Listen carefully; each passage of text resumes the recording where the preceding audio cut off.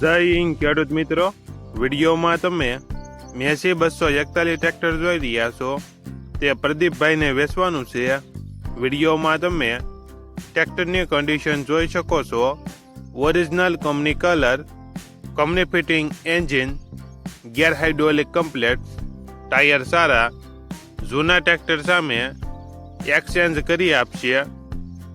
Model 2004, કિંમત 3,25,000.